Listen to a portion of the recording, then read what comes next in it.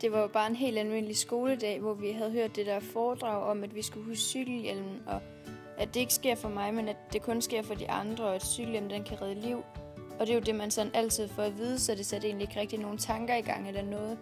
Og det vil jo, altså man tænker jo lidt, at det vil ikke ske for mig, at det heller ikke sker for mine veninder.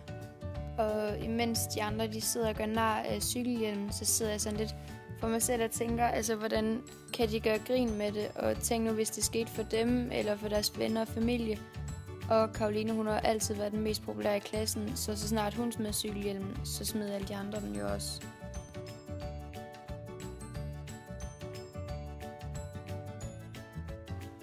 Ingen i klassen tog cykelhjelmen seriøst. De droppede den omkring 3. klasse, så jeg er den eneste, som stadig bruger cykelhjelmen.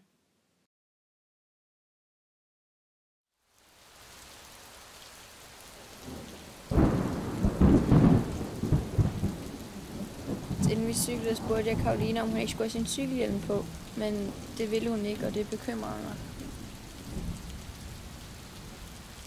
Vejret var dårligt, og det havde regnet hele dagen, så vi ville gerne bare hurtigt hjem, inden vi blev alt for våde.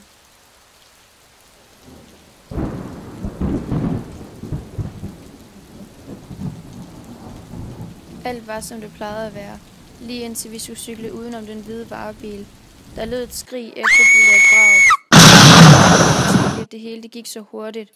Bilen havde alt for meget fart på og overså Karoline.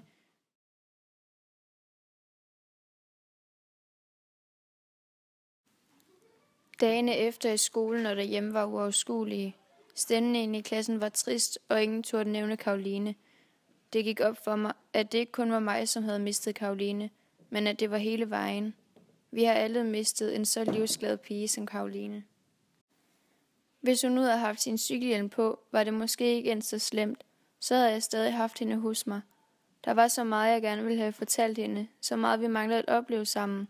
Alt var ødelagt for mig.